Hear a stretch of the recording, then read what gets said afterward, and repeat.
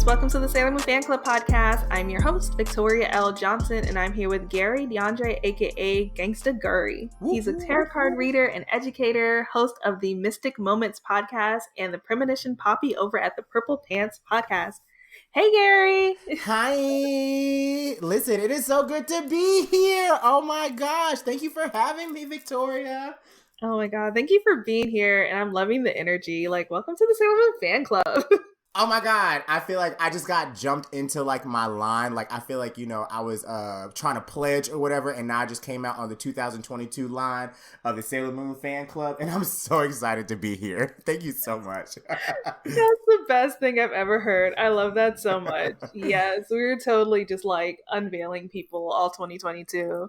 Mm-hmm. Listen, drop the line. Listen, I'll come out like Sailor Venus did, you know what I'm saying, when she was the last Sailor Scout to come ahead and pass on through. But she was actually the first Scout. That's me. I've been here before, but I'm just showing up right now so y'all can really get into me. You dig? Yes. And I don't know, wait, can you hear that music? No, I can't. Okay, cool. My neighbors just start playing loud music. All right, cool. Oh, now I can't. I was about to listen. I was about to say that must be my spirit guys trying to turn up over there. Because listen, I love it. It's giving very trap beat, and I was like, I am the hood princess when I want to be. So if it feels like that's some of my familiars, yes, girl, we about to turn up. Listen, I'm usually not mad at it because he be actually mixing good. I don't know if he's a DJ or something, but I'm okay, this is a good song. And he don't really repeat. He does different genres sometimes. I'm okay. That's hilarious. You know, it's so funny because I feel like that's literally I told you I just lit that Palo Santo, and I was calling in, all the good energies and the ancestors and stuff like that, and calling on my spirit guides. And actually, my brother produces music. My uncle, who transitioned a couple of years ago, was actually a DJ. So I feel like that's his energy, coming out, let's go, little nephew, we banging, we busting up in here. And I don't know, it just those types of things make me feel like home. So shout out to them. I was about to say they wanted to add a little spice, a little sazon to this episode in addition to what we was already doing. Yes, listen, she be coming through a little adobo, you know what I'm saying? Oh, child, it does the things, okay? It does it, just every time. Every time. Yeah, you kind of make me wanted a Sailor Senshi themed step team now, though, and I'm mad we don't have it. Listen, yet. I was about to say the time is now. It sounds like, and even if you don't have one, you'll be the first one to do it. You heard it here on this episode first, okay? You're so right. You're so right. I gotta find some steppers. I gotta learn how to step. We're gonna try. We're just gonna be there in the spirit of the Sailor Senshi, okay? It's gonna it's gonna be given.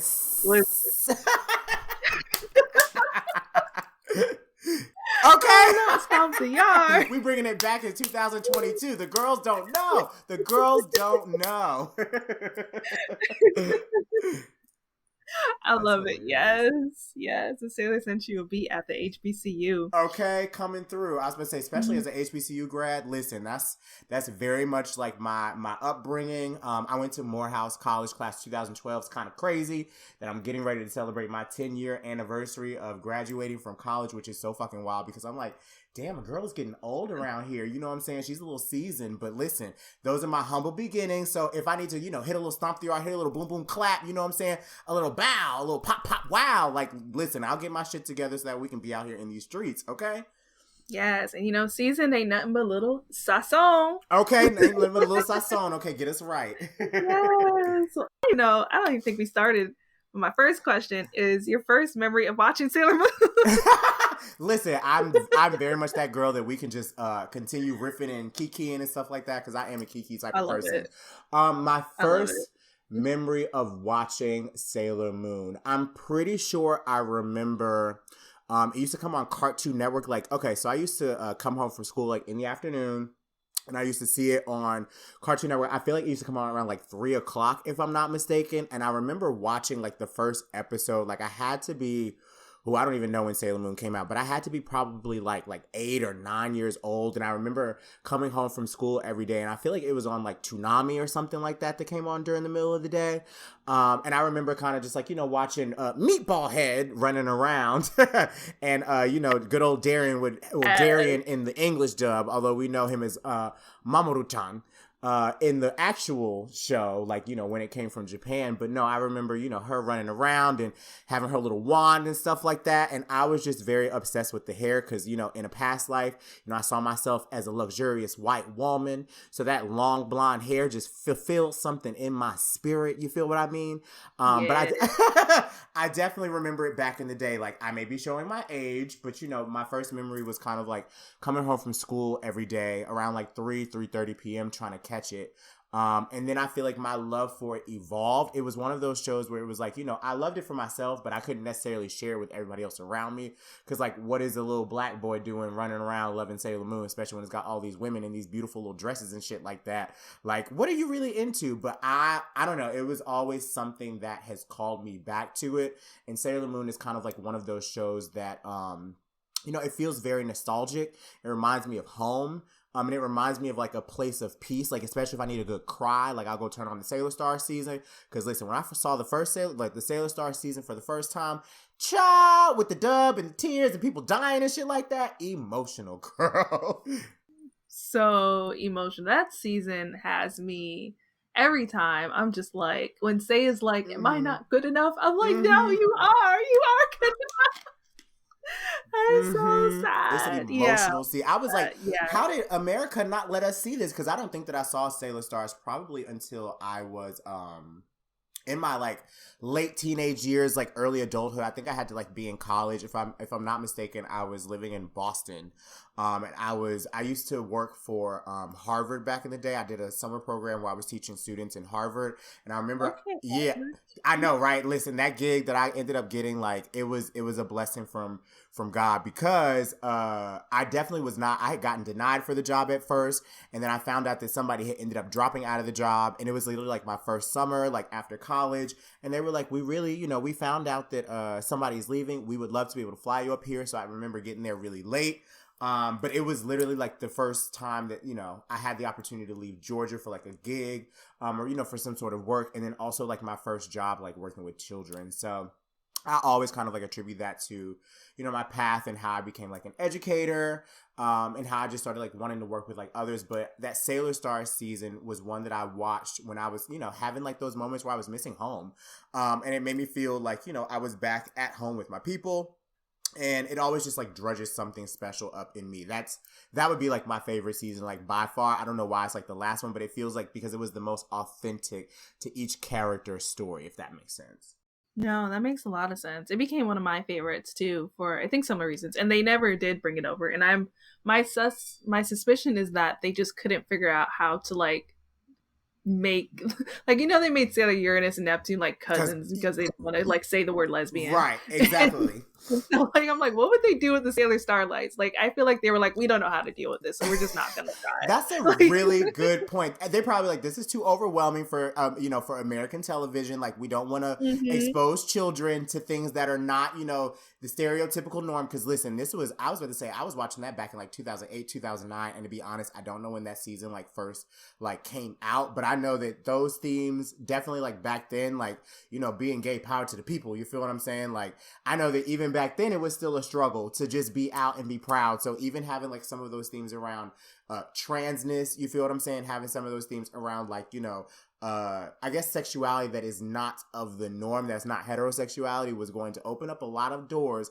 for a lot of children. But I also feel like that's just America trying to keep us down because they don't think that children are smart enough to be able to handle those concepts. But we're not about to get in, because I'll hop on my pulpit today, and we ain't come here for that. We came for the Sailor Scouts, okay? Listen, yeah, it's a whole thing. But yes, I completely feel that. But yeah, that season and the our season where Serena is like crying in the telephone booth, like when I need a good cry, I'm going to like those moments for sure. Yeah. Ooh, you just reminded me, I need to go back to that season, because I was gonna say the middle, like I remember the first two. So that would be the original Sailor Moon, and then I feel like which one was it? Sailor S came out next, if I'm not mistaken.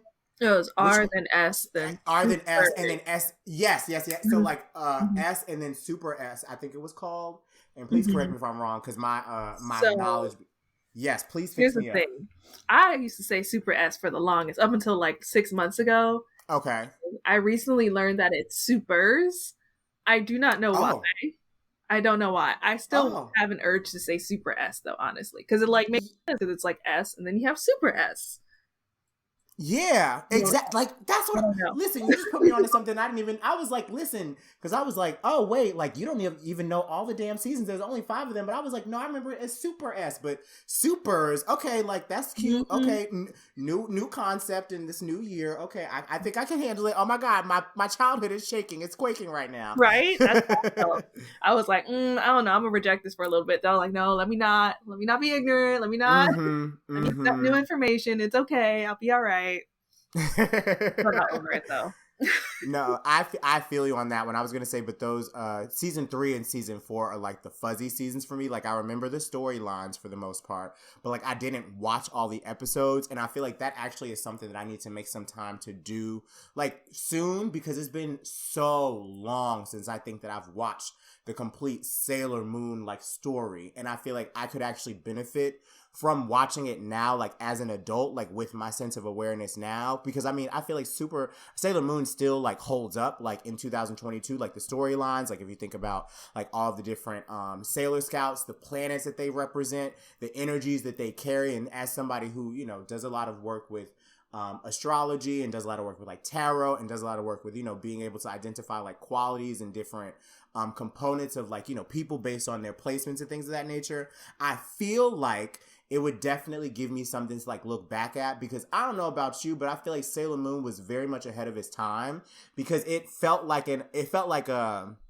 me, it always felt like a story for like people who were tapped into like a different side of themselves. Like, you know, we have these versions of ourselves that we dress up in. Like we have our regular going to school, like doing the day job thing, whatever. But I feel like we are all superheroes in our own right. And it doesn't have to be something where you're getting, you know, you change into this brand new person. It's like, listen, I'm going to throw on a different outfit, you know what I'm saying? Put on a cute little shoe, and I'm going to step out, and these girls are going to be mad at what I'm giving. And it's like, I'm going to make sure that I'm standing up for love. And that's exactly why I always felt connected to Sailor Moon, because I feel like that's me, like on my other side, like a magical girl. And it's like all the people in my life that love Sailor Moon feel like they transform into these more effervescent, like true versions of themselves when they, you know, not even just throw a little makeup on, but just really get into their craft and share that love with other people. And then, you know, the themes of community is so important to Sailor Moon. So that's part of the reason why I've always loved the show. And why I always, like, you know, people that know me know that you want to get me something, they're like, oh, Gary loves Sailor Moon themed, etc. So I've got like the bags. I've had people make me like specialized like tote bags and shit like that. Like, you know, if you want to get me anything Sailor Moon themed, whatever, I'm your girl. I'm your boy, because, you know, we stand duality over here. Yeah, that's exactly the word I was about to use. Is like Sailor Moon really shows that duality that you can have, where it's like you don't have to be one way or the other. Like you could be both, and it's fine. And yeah, I love that too. I'm totally that person too, where like if you need to get me a gift, get me literally anything Sailor Moon. I'll tell people, like, even if I haven't already, I'll be happy to have two. You can never have enough. Because that's how much I love Sailor Moon. Like, if you like think, oh, she might have this already, like get it for me anyways. Like I'll take two. Like I'll be perfectly happy because one is gonna wear out, and I'm gonna have the second one as backup. I love that. Yes. Me too. Yeah, it's so fun. Yeah, it's like always the best gift to get anyone, any Sailor Moon fan, any Sailor Moon. That's cool to like some customized totes. I'm like, ooh. So I actually, one I found on Etsy, and it's Sailor V, like, but it's basically just like a tote bag where Sailor V is like in, you know, her original form, like way back before, I guess, like from the Sailor V like comics, because I never kind of like read the comic books. I always like watched the anime growing up, and that was like my only connection to the storyline. But it's a Sailor V tote that I had gotten probably like a couple of years ago, so that's like my go-to bag all the time. And then I have one that somebody reached out and they were just like, oh my God, like I would love to make you a tote. Whatever you want, like I will put that picture on it or what have you. So I have one side where it has my like social media handle, and it has, you know, when Venus does her like love me chain and she's getting ready to kiss, and you know it creates like the little heart or whatever. So it's one side that's that. And on the other side, it has Uranus and Neptune. I know you know this scene where they're kind of like sitting in the window. I feel like Michiru is like in the window And then you have Uranus kind of like coming up and they're like holding each other's hand. And it's like they're, yes, it's that on the other side. Oh, I love that. That's so beautiful. That's so cool. Yeah, I know exactly what you're talking about. That scene is so just like, it's like tension and intimate, and it's like, yes. Just like, they're like the healthiest couple on that relationship. They really are. Love. Listen, because let's not even get into because I was going to say Darian and Serena, but okay, I was because listen, I was like Mamoru and Usagi. We got Darian and Serena, like either or, but no, I feel like that was definitely giving toxic relationship like for high school, and I'm like, you letting your man go across the country and then he disappear, and you worried about him. He go not even across the country, across the world, child, and you always up in his face, and then it's part of the story with Miss Rini. And she trying to figure out because she loved her father. It's giving a lot. You know what I'm saying? I'm like, that's just a lot. Like, at least they got some good love going on over there, and they know how to keep up with each other. I think that, like, when I think about like the ideal relationship for myself, like I do think about a scene from that show where I think it was because in the English dub she's Michelle, but in the Japanese dub she's Michiru, and she was and I feel like with oh my god, Haruka was realizing that Michiru was like keeping up with her as far as like her pace. You feel what I'm saying? Like she would, whenever they're running places, she was always keeping up with her, because I think it was Mars that was like running behind her really slowly at one point, and that's when she realized like she was always like going fast because I was going fast, and she's the only person that could like keep up with my pace. And it's always just like I refer back to that scene like in my mind around love, and I referred back to that scene for me when it comes to companionship. It's like I don't want to be somebody that's like always in the front. Like I want to be with somebody that can keep up with me, or I can keep up with them, and they push me to keep up with them. So I always go back to like, that's why I have that picture on my tote, because they are kind of like the first partnership in anime and television that I ever like idealized. And I feel like, as a queer man living in New York City, like that's kind of like what I want to, manifest and bring into my life at some point in the future. And I feel also like Haruka was always my favorite, like Sailor Scout growing up. Like I got a tattoo, like a Uranus symbol tattoo when I was 20. That was like my second tattoo, because I was just like, come on, queer power out here, okay? And I felt like I would always use a little world shaking energy when I wanted to, feel a little powerful in my soul. You feel what I mean? Yes, that world shaking. Really be shaking the world. Shaking the world, okay? Listen, gotta shake it up, okay? And that's what I came here to do. So she was always like my favorite scout. And like, even as I'm saying that, I'm like, Haruka is she, but I'm like, would it be they like in 2022? But does that feel more appropriate? Because they were able to kind of like, float through both of those identities depending upon how they wanted to show up that day, which I always found like very sexy. Like I'm very into like the duality of like masculine and feminine. As I like to call myself, like a butch queen, or a blouse, as somebody would say, or maybe a soft top, as some folks would say, like in the gay community. But I'm like, listen, like I love a little softness and I love a little butchness. You know what I'm saying? That's how I get down. That's why the name is Gangsta Gurry. Okay. I love it. Yeah, I think I've been thinking about that too, because in the recent movies that came out, I think they started to use they when referring to them. I'm not sure though. I might be wrong, but I feel like there's definitely a point where like Sailor Saturn calls Sailor Uranus Daddy Haruka. Yes, and Daddy I was Haruka. Like, yes. Whoa. I was not ready. Okay, not at all. But I was just like, okay, like I'm actually kind of feeling this. Okay. So we actually have to throw an insert here, because I did see, I think one of them. There was one movie that was on Netflix. Was it Crystal? I feel like that they had on Netflix. Yeah. How do we feel about it? Can we talk about that real quick? We can. So the first two seasons, the art I couldn't. It was hard for me to get into because the art I just didn't like it, and a lot of people talk about like CGI. I thought the CGI was bad too. Third season got better. I really liked the movies though that came out last year. Like it wasn't like, I still prefer the original, but I did feel like this was the best. Like, all right, like the art's a little like, I get like it's supposed to be like more modern, like with how the art is now in anime, and I still feel like it was a little too dull. Like I really love like the vibrancy of the original anime. And so like that was still kind of bothering me, and I really like that you know, they added a whole bunch of stuff in the original anime because they didn't have all the manga yet. But I feel like it adds so much color to the show, not whatever, but and like, you know, it fleshes out the characters a little bit more, and you get a little bit more of their stories, and you get to see like them hang out and like their dynamics with each other. And yes, without that, the movie felt a little bit rushed.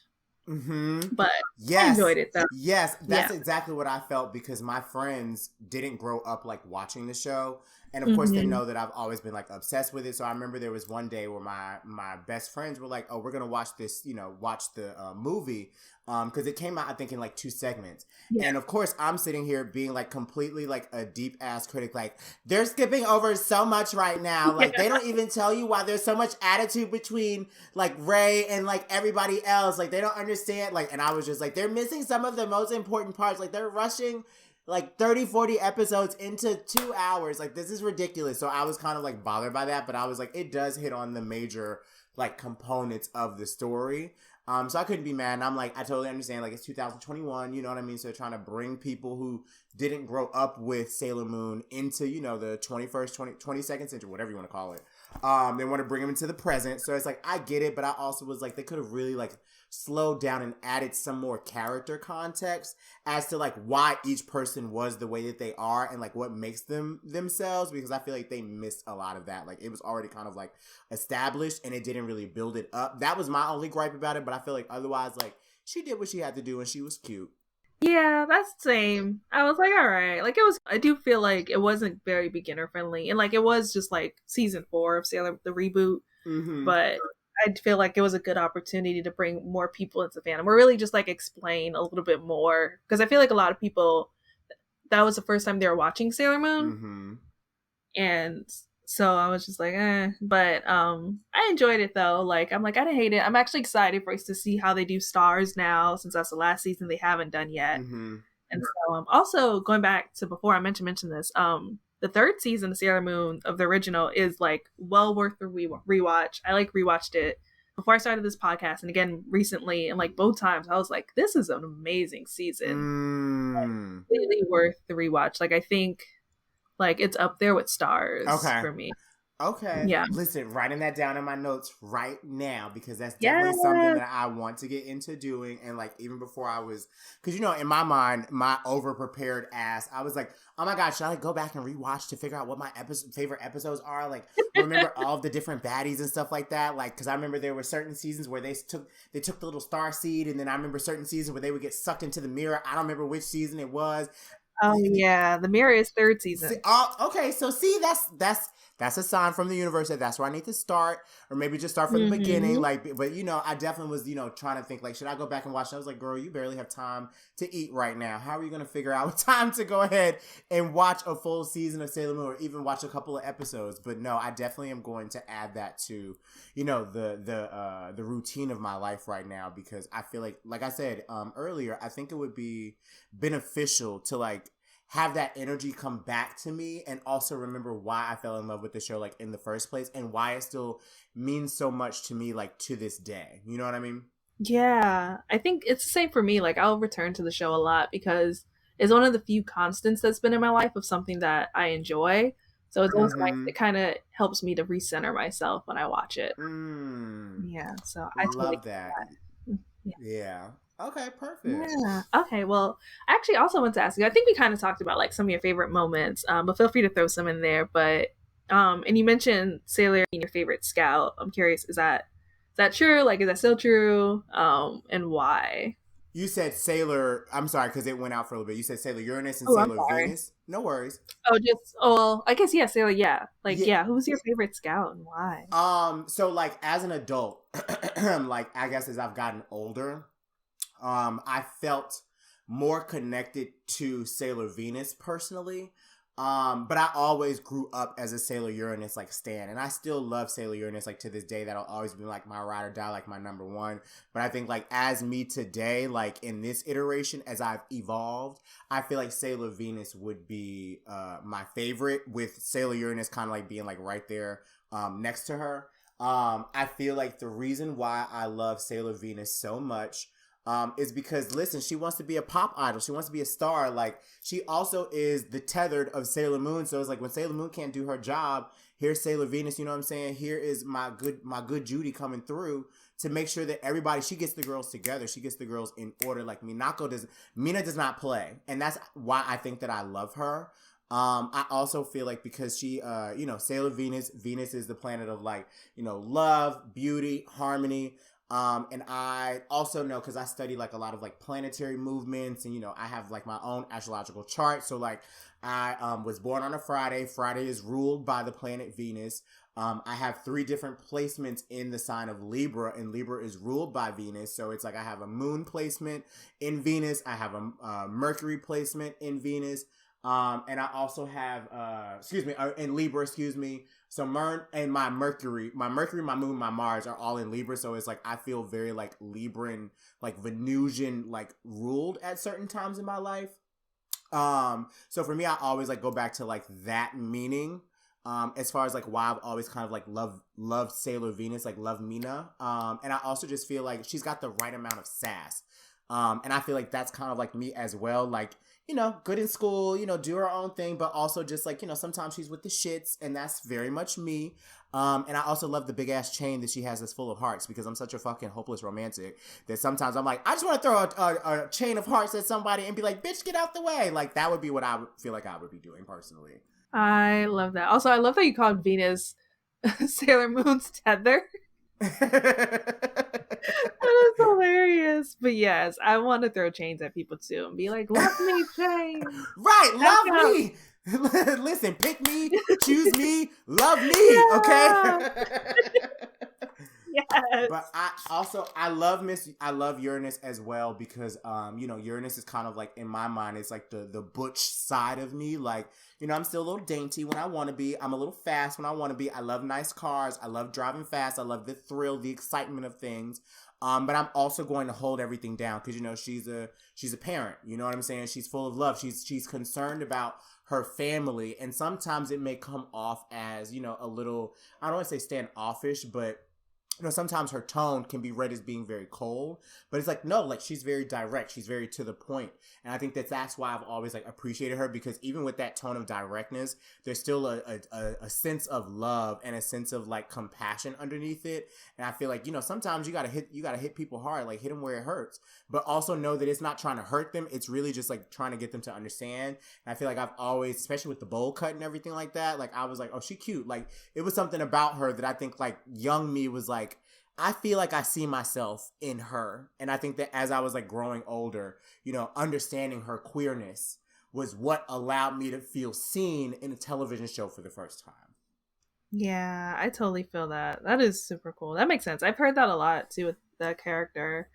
And so I'm so appreciative of the show for allowing people to like see someone they can identify with, especially at like younger ages. It's like I see that like something's there is connected with me, and like that's so important. Mm-hmm. I did want to talk about you a little bit too, a little bit more. What you doing? Yeah. How did you get into tarot card reading? Whew. How did I get into tarot card reading? That's a great question. Yeah. So I always like to say that my humble beginnings in tarot began around the first time that I like started to work on my sobriety. So back in 2016, that's actually when I moved into the house that I live in now, which is kind of crazy to think that I've been here for like almost 6 years at this point, which is insane, especially in New York City. Mm-hmm. But no, I remember, I had moved into this apartment. I started teaching Spanish at the high school level. It was the first time where I had like really taken a strong like stand around not drinking. So I have a very like, we'll say murky history with like alcohol and substance abuse and addiction. That's kind of like a really like important component of my life story.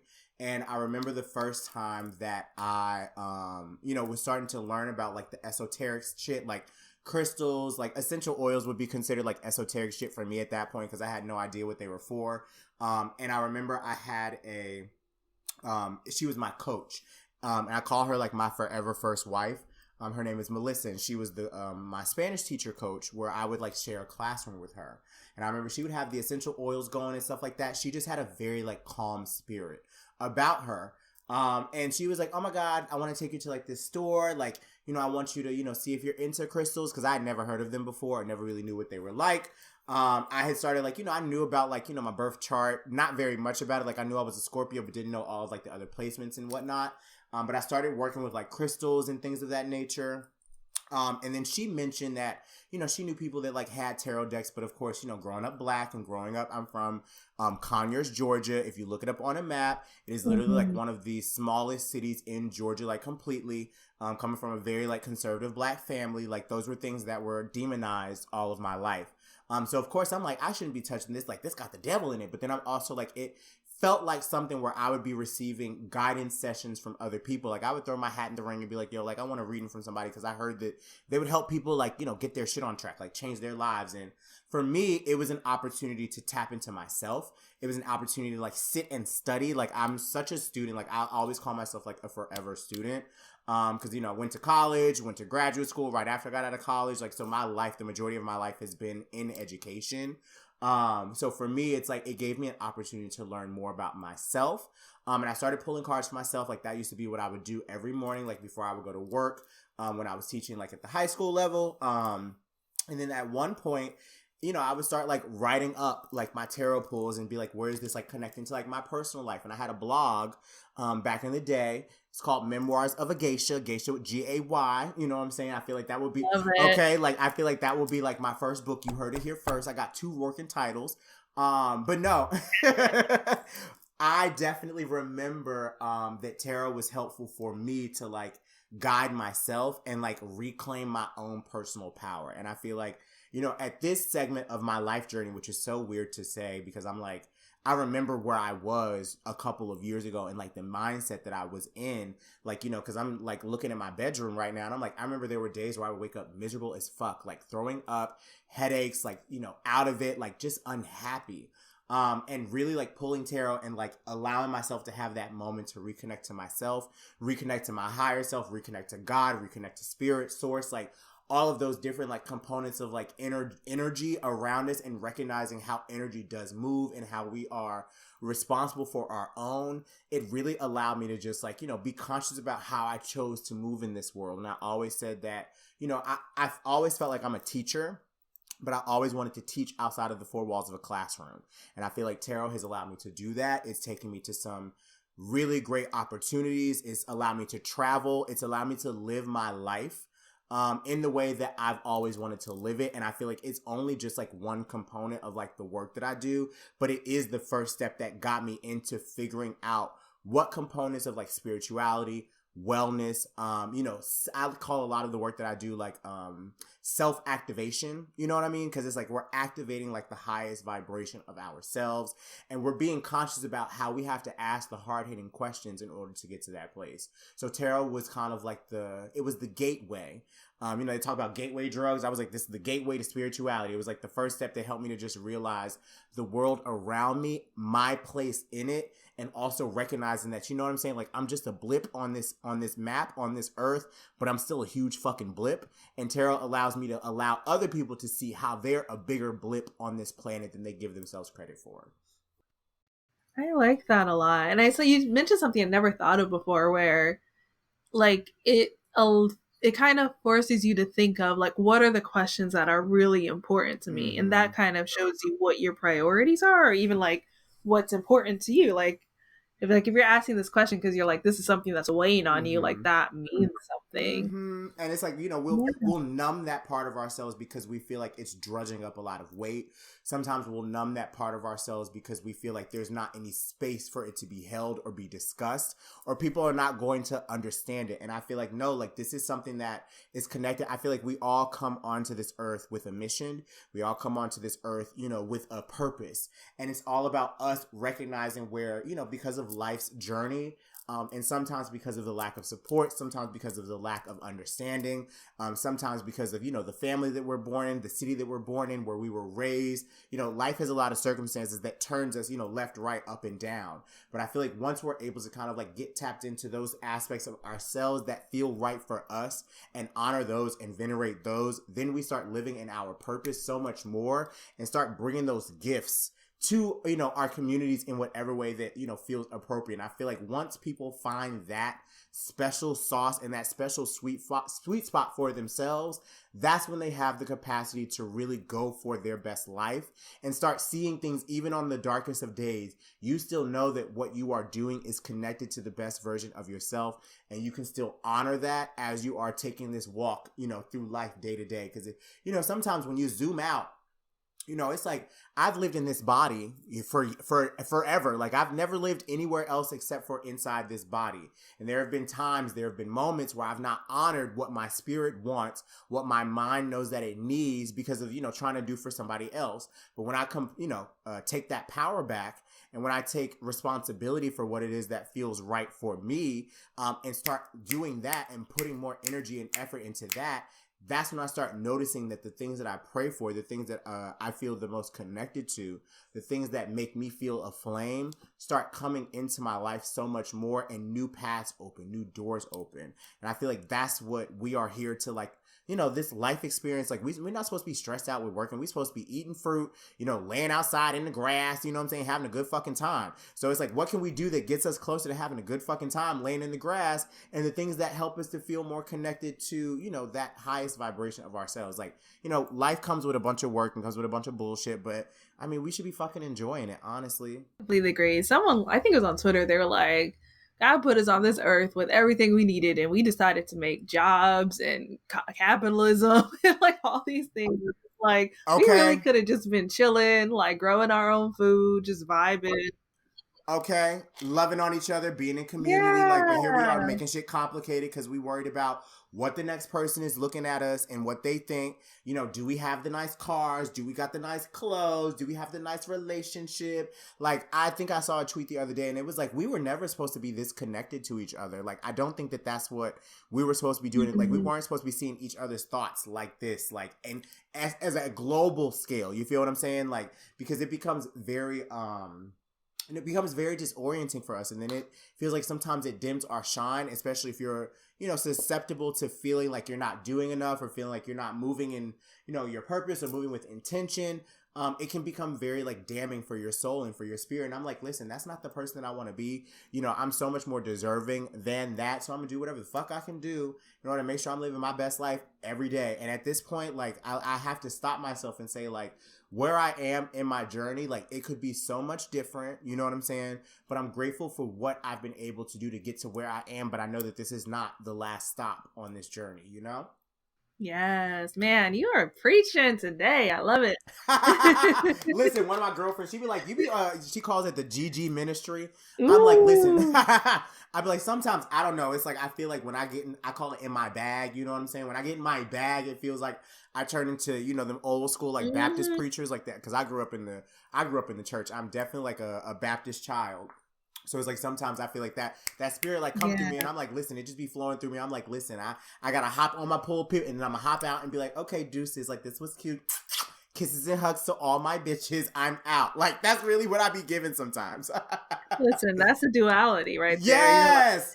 Like, you, and then it's like, all right, deuces. Okay, period. I love that. What would you say is like the biggest misconception about like tarot cards? What is the biggest misconception? So, okay. I was going to say the thing that came up, because it was actually like two answers that I had. Like, I feel like people think that, like, working with tarot or working with like esoteric tools is like, working with the devil. I'm not, and I don't think so, but I also feel like there are people who call upon those spirits, and call upon like that demonic, like, chaos energy in order to like help them to do whatever, because some people, everybody does not have good intentions when they're doing tarot. I'm just going to keep it real. You may have heard it here first. You know what I'm saying? Everybody does not have good intentions when it comes to card pulling, but it depends on the person. And I feel like that is one thing that is like a huge misconception. Like, tarot is a system. The tarot has been around for hundreds and hundreds of years. But the way that I think about it is like the same way that somebody would read the Bible and they have their own interpretation of like what the Bible is or what the Quran is, and they take certain things from the text. I feel like it's the same thing with tarot. So like, you know, there's a system, like a framework, but the way that I read maybe for somebody is going to be different from somebody else that has a completely different lived experience. And I feel like, you know, a lot of the time, like people get so, what's the word that I'm looking for? Like intimidated by pulling a deck. You know, there's like all these misconceptions around like, oh my God, like I can't buy my own deck. It's supposed to be gifted to me. Like, girl, bye. Like, you know, I bought my first deck. Like I've been gifted decks as well. When I think about like buying my own deck, it's like I'm buying this for me. You know, I want to get into this tea for myself. Like I think of it as like a self-study.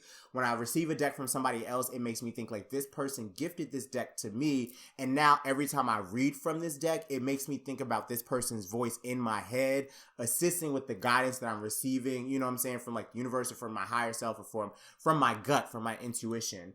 But I feel like the biggest misconception a lot of the time is, you know, you're unable to like receive messages. It's like when you really sit, you listen, you pay attention, and you just say like what's coming up on your heart. I feel like that's the biggest thing when it comes to like reading cards. It's like you have to be able to read yourself. And a lot of times like some people are not willing to go to that level of transparency with themselves out of fear or out of, you know, this concern that, you know, they're not going to be able to be understood. Or, you know, whatever they're kind of like pulling up, like I'm reading it wrong. And it's like, you know yourself better than anybody else should. So as long as you're in this place where you can be open and you can be receptive to whatever message is coming up, and then take a really hard look at your life. And maybe, you know, because I like to say like, I can read without a book. I've been doing this for, you know, 5-6 years at this point, but I feel like every tarot deck that is used or created, you know, an author created that. Like somebody birthed this into the world and they had a vision, they had a voice that went with each of the different cards and, you know, the descriptions for each of them. So I'm like, I want to honor the author or the creator of this deck by reading their words to help illuminate exactly what this card is meaning for you, like at this leg of your life, while also adding my own 2 cents in there based on the story that's coming up. And I feel like everybody has their own style of reading. It's really about you just being open to trying it out if it's something that, you know, you find interest in. And even because like tarot can be a little hard hitting sometimes. Like tarot she's real heavy handed, okay? Like sometimes she's like, bitch, you not eating, bitch, you not sleeping, and bitch, you not getting no dick. Like, what is you doing with your life? Like, you need to stop fucking playing. But then oracle cards come through and they're like, oh, like, all you need is a hug and some love, dear one. Ooh. All you have to do is set this intention in this prayer and things will be great. And tarot does not work the same way all the time. So I feel like it's really about you finding, you know, the tools that work best for you at what leg of the journey you are at in your life. And for me, it's like, you know, I got decks on decks on decks at this point. And I do like, sometimes I'll give them away if I feel like they've done their job. You know, they've kind of like, you know, they've done their service. Sometimes I like to keep certain decks because they were gifted to me. So I always think about, you know, this was a gift from somebody. So I want to like hold on to this. But I feel like, yeah, that's what I would say. Yeah. I never even heard that like you're supposed to be gifted your first deck. But I feel like, you know, be free and open. What? Yeah. I was going to say like, that's like one of them old wives' tales. Like if you receive it, like honestly, like I think that I heard that when I first started kind of like getting cards and stuff like that. People are like, yeah, like your first deck should be gifted to you. And I'm like, where the fuck did you hear that? And like, so basically what you're telling me is I can't go buy this deck and I have to wait and ask somebody to go purchase it for me in order for me to be jumped into the tarot verse. Like, no, like, I don't think that I can be patient enough for that. Excuse me. And I was about to say, you know, life happens and bad shit always happens, but ain't no bad shit happened to me while I'm in the middle of a reading. So I've proved it wrong. There you go. I love how you said tarot verse. That is hilarious. And he's like, man, you're good with this marketing. I was gonna say, listen, I remember when I used to, at the first high school that I taught at, I will always hold on to this. One of my co-teachers when I was teaching Spanish, she was like, Gary, you're such a wordsmith. And I was like, I think I like that. I like that word. I like that title. Because listen, sometimes I just roll off the tongue with some bullshit. And I'm like, I don't know where it came from, but it sounded sexy. Listen, I'm the type of girl that loves a little alliteration. Like you will always see me throwing words that have, you know, the same letter at the very beginning together because I just think it sounds sexy. But yes, I love plays on words because I feel like language is so beautiful. and it's so underused. And I feel like for me, a lot of the times, like, language is so powerful, especially when it's accessible. Sometimes, you be listening to somebody, it's like, girl, what the fuck are you saying? Like, I know that you're saying something, but this is completely over my head. And I'm like, listen, I'm gonna make you feel it. Come on, universe. I'm gonna make you feel it while I'm saying what I'm saying. And I'm gonna make sure that it's an access point that we all can laugh and we all can, find some joy in it. So I really appreciate that. I love that. That was like a honk if you agree moment. Okay, you heard that? Listen, that's how, and I was gonna say that's like I'm so glad that you pointed that out as well, because I think about that is how the universe speaks to us if we slow down enough to like pay attention to like these things that are happening. Like, sometimes you be sitting in your life and it's like all of a sudden you hear a bird chirping and it's like, oh, like this bird is chirping potentially because either A, it's affirming the thought that I had, or B, what if I hop on Google and look at what bird animal totem means? And what does this mean for the thing that I was just thinking about at this specific segment of my life? And I feel like once we slow down enough to understand that the universe, I think I forget where I read it, but it's like divination is all around us. But are we in the mindset of always divining or always allowing God and the universe to speak to us? And I feel like the only way that happens is through awareness. Like, I feel like, one of the things I always say is my mother, she used to always be like, be vigilant, like you're a black man in America and like people are always going to be ready to attack you and da-da-da-da-da, whatever. So of course, paranoid. And then of course, like gay also. So it's like extra paranoid, you know what I'm saying? But then on the flip side, it's kind of just like, okay, like I have to pay attention. I have to be aware. I have to listen. I have to keep my peepers open. And because I've been able to do that, it's like I notice some of the subtleties of life that people, may just, not be paying attention to in the same way. It could be a lot of overthinking, but it also feels like it allows me to be tuned into my best self and the things that are beneficial for me a lot easier. Yeah. I'm going to tell you something that actually has been like, happened to me so much. I actually never mentioned this on the podcast before. Oh, thank you for sharing. The universe speaking to you, because one thing that consistently happens to me, and if you told me before I started documenting it, I would have guessed it happened maybe like once a month, but I'm realizing it happens very often, is that I'll either be thinking or saying a word at the same time I hear it. Very often. And it's like a random word. Like today, it was the word transit. And I would just happen to like watch someone's Instagram live story, and they were talking about how like we're having issues with like transit with their packages. And at the same time, I was going to check the New Jersey Transit app, and it was like, and I was looking at the word transit, and then I heard him say transit. So like that happens to me a lot. So I started writing down the words that I hear, and I'm realizing that it happened to me. Like, I think I started doing this 2 weeks ago, and like right now I have 1, 2, 3, 4, 5, 6, 7, 8 words. Okay. And so I'm like, so right now it says true, better, a lot, period. Planning, sure, transit. And I don't know. So I was like, maybe the truth is better, a lot. Planning and transit, because we are in Mercury retrograde season, getting ready to get out of that. And that is all about like delays and things of that nature. So it's like, sometimes like, your routine whenever you have to like go somewhere or like, step out of the house or whatever, but like giving yourself a little bit more time to look for things because there may be delays of some sort or like, unforeseen circumstances. So it makes me think about like when you said that, I was like, oh, like this could be just like, making sure that like as you are moving forward in the future, just like, I don't know what type of person you are, as far as like, because I did hear you're a Taurus, correct? Yep. I am a Taurus. Okay. Oh, Lord, okay. I feel like you just unlocked the whole thing, and I'm like, oh, Lord, please tell me, but don't tell me, but tell me. Oh, no. I was going to say, because I actually, and funnily enough, because I have to shout out Kira, because Kira is the person that I had seen do this episode of the show, and I was like, oh my God, that sounds like so much fun. So I know that you guys had talked like a little bit about that as I was like listening to the episode. Yeah. So I was like, oh, okay. So I held on to that. Listen, I know that I'm a little spiritual and a little intuitive, but listen, they did not drop that into my life. I just held on to that piece of information. Yes. But no, I was gonna say, just like as far as like the organization of things, and as far as just like your planning, like sometimes it's like, you follow your senses, but it's like sometimes if you follow your senses, in your like decision making, sometimes I don't want to say they lead you astray, but it's just like you don't take into account like everything because there is like it makes me think of like wild Pokemon out there. You know what I'm saying? Like it's like all the wild Pokemon running the streets, and you don't necessarily know if they're gonna run up on you or anything like that. So I think that this kind of like refers to just being more mindful of planning, planning your moves, like getting your like to-do list in order. Because I don't think about it as just like transit as far as like getting on like the bus or like traveling. I think about it as like the transition of life for you right now. And also as we're talking today is the evening right before a new moon. So the new moon I think transits at 12:45 a.m. So that's like February 1st, 12:45 a.m. I think like 9:45 Pacific Standard Time.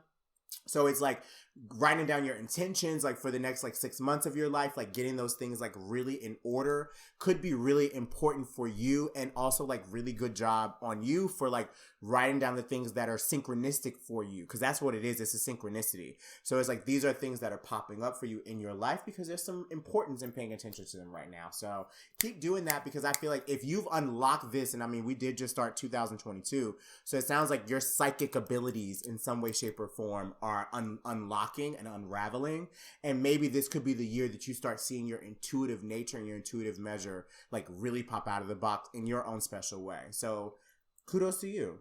Oh man, I was not expecting all that. Thank you. Yeah, and it's so weird because everything you're saying, I'm like, that is so true, because literally this year feels like I'm gonna have the most transition in my life for like first time in like I want to say like 3 years. Like it just the way things are moving and things are happening and like some things I have in store, it just really does feel like a period of transition for me. It's just like super weird. And even like my lease is gonna be up in like a month. Like just like little things like that. So I'm just like, oh, like shoot.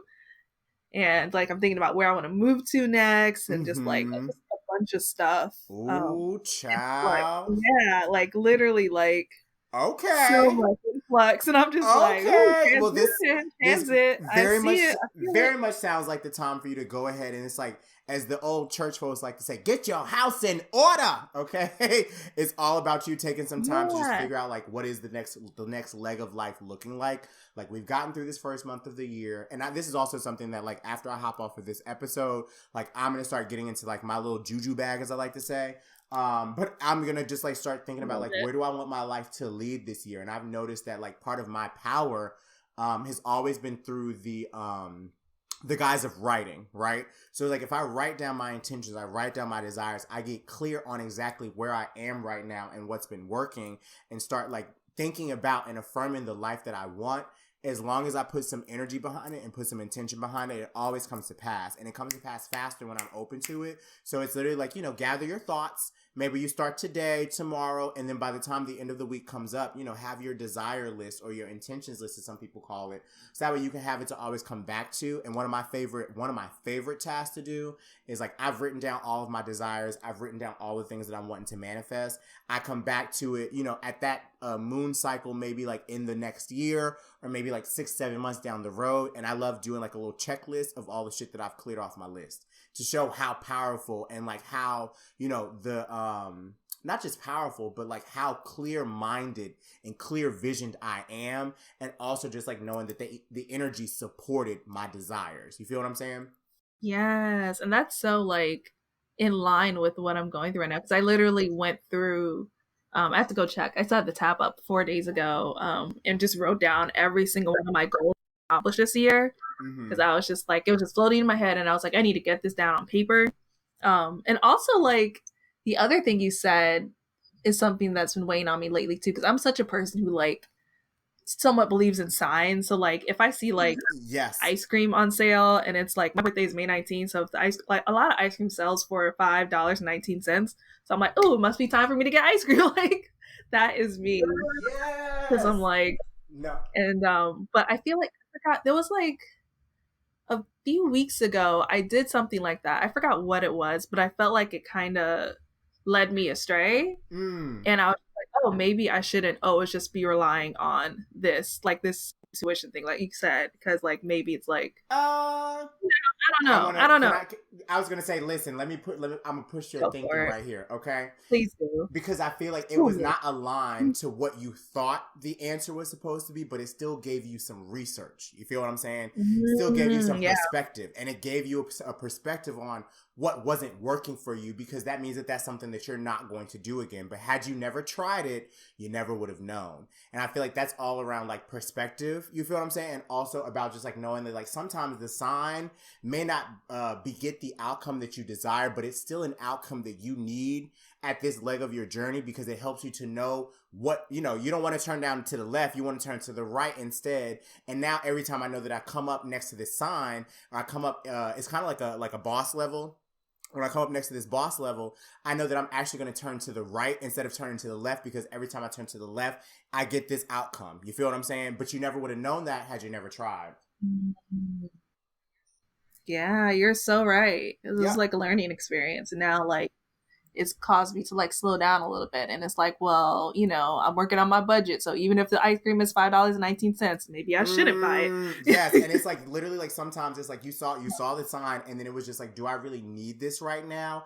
And then like sitting with yourself and asking that question, like, yes, I had it, but also, you know, the money came back. You feel what I'm saying? It's like the whatever you used in order to spend it, it came back. It didn't come back on the timeline that you may have expected, but it did. And you also just realized like, okay, like this is what may potentially happen if I go down this at this very moment in time, but I still had to have the experience. Like one of the things that I've adopted in my life is I've never made any mistakes. You know what I'm saying? Like we all make mistakes, but I've never made any mistakes because they've helped me to become the person that I am right now. And I'm pretty fucking dope. So it's just like in my mind, I'm like, this helps me to just like become an even better like human being, and also just like know what my shortcomings are, and also know what my wins look like, and how I can tap into that vibration even more. I love that. Like every experience is just like teaching you more about yourself and like your path.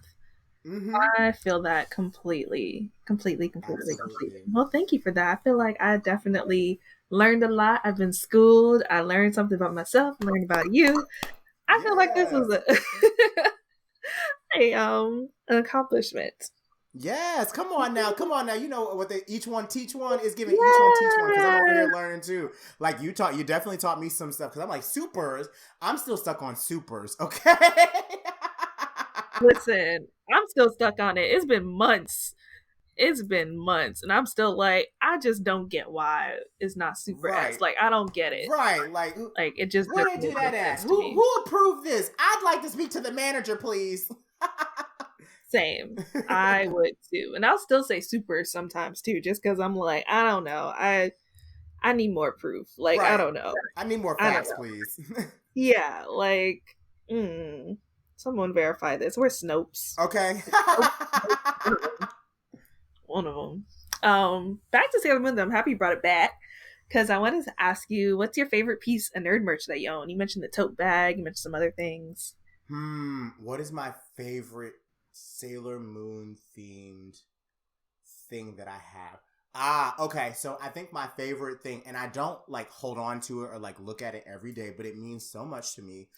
So I am that girl that definitely had a Sailor Moon themed birthday party in her adult age. Love that so much. It is my dream. Go ahead. It was definitely, I had it was the intersection, because I love reality television, like, but specifically like competitive reality television, like Survivor, Big Brother. You know, The Circle is like a newer kind of like, you know, iteration of like that, like RuPaul's Drag Race. Like I love competitive reality television shows, and I think that that's partially because I grew up watching like The Real World. I always knew that if I could, because I was out of kind of like the age range to like apply for The Real World at like a certain point when it was like still popping. But I always was like, if I ever made it on reality TV, like I would be that girl, you know what I'm saying? And I still have dreams of doing that one day. Who knows? I may be on a TV show one day. I will be on a TV show one day. Gotta affirm it, okay? And that is part of like my list for the year. You know what I'm saying? Apply to a show and hopefully get on somebody's show. One of my dreams is to like do that. But I had a Survivor Sailor Moon themed birthday party for my 28th birthday. So I had people come out dressed as like a Sailor Scout or whatever. And my best friend ended up coming as, I think I had him dress up as Sailor Neptune, if I'm not mistaken. And what he did was her transformation pin, because I'm a Pisces rising, and Pisces is ruled by Neptune. So he gave me the transformation pin, and I like literally like have it in my bed. I sleep with it every night. But that is probably like my favorite, like actual like tangible item that I have. Aside from the tote bag that I carry like every fucking where with Sailor V's face on it. But I definitely feel like the actual thing that I always like go back to, and it means a lot to me because, you know, first off, it wasn't cheap, and second off, he was so willing to like give it to me. And it feels like when I'm like doing, sometimes I'll do my meditations, I do a lot of like movement healing and like dance reiki, as I like to call it. And I use that to kind of just like help to center my energy. It feels like calling upon like the planet Neptune and calling upon like that Piscean energy, which I think of as like being very intuitive, very psychic, to like come into my space. But yeah, that would totally be my favorite piece. Love that. And I feel like I need to see a picture of this tote and all the Sailor Moon merch, honestly, because I just I will definitely send you pictures so that way you can definitely get into the tea. Please do. I just love it so much, and I'm like, I need to see it now. I need to visualize. What advice would you give someone if they wanted to get into tarot card reading, or if they were going into a tarot card reading themselves, I guess? I would say be open. I think that sometimes like we want a specific answer out of life and we don't get the answer that we want. But sometimes it's the answer that we need. And I feel like it's really about you just, getting out of your head about it. Like sometimes it's like tarot feels very intimidating for people. And I'm just like, listen, like it's a study. It's like a self-study. And it's like, you have space. Like sometimes, when you're in school and you're trying to, like get your grades right and you got to get your shit together. You have to put forth time and effort and like build out a schedule in order to learn about it. And the more that you work with tarot, the more that it becomes attuned to like your own personal energy. So I feel like it's really just like starting at the very beginning and knowing that, what this is it's a journey back to yourself. And as you are journeying back to yourself and journeying back to your own self-understanding, you are going to like, have questions. I feel like a lot of the times, like part of the reason or part of some of the stuff that I do is as I am, pulling cards or like, giving readings for people, like, whether it is through my Patreon or whether it is just like, maybe I'll post some content on like Instagram. What I always do is like propose questions because it's like these are the things that are coming up in my life. And these are the reflections that I'm having. So are you seeing this come up in your life in any way, shape, or form? And where is this showing up at? And I feel like the powerful part about that is you start to notice who is like on the same leg of your journey. As you are kind of like going through life. Cause like, I feel like there are certain people, that are attracted to like certain tarot readers. Like everybody has their favorite tarot reader, their favorite like spiritual girl or whatever.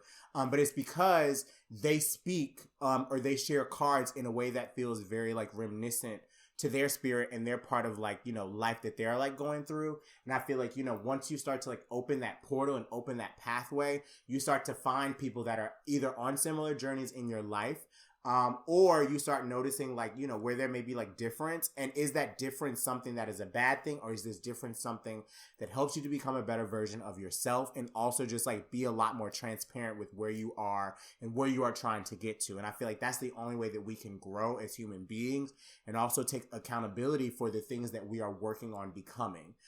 So I feel like, if it's something that you've been thinking about, you want to go pick up a deck, you want to just like, try to like read for yourself, read for other people. The time is now. And I feel like, especially as we are at the very beginning of this year, we're getting ready to have like this new moon. Tomorrow is the Chinese Lunar New Year. We have like Mercury going direct. So I feel like this is like, I think Jupiter's in Pisces as well. So it's a very, as the woo-woo girls say, it's a very auspicious time for, you to hop into like those components of like your spirituality or just reconnection back to yourself. So I would say try it out and don't let it overwhelm you. If it feels overwhelming, take a step back. You don't have to be pulling cards every day. You don't have to be giving full readings. You know what I'm saying? Like just start one by one, like, and build your stamina up. That helps you to really just like get into a place of tapping into and understanding your own intuition and really increasing it in a different way. I feel like the way that I'm able to trust myself and trust my gut more than I did when I was, when I was at the very beginning of my journey are two very different people. But I don't think that I would be there if I did not have that tool and I did not have that practice, woven into my life at this point. Yes, I love that. That's such good advice. And I feel like same, like I feel like every experience I have had has been useful for me in some way or another. So I totally feel that. And yeah, I love that, like take a step back, because I feel like it can be overwhelming sometimes, especially when you're new to something and you're like, oh, I need to be doing this, I need to be doing that. And this is like for anything.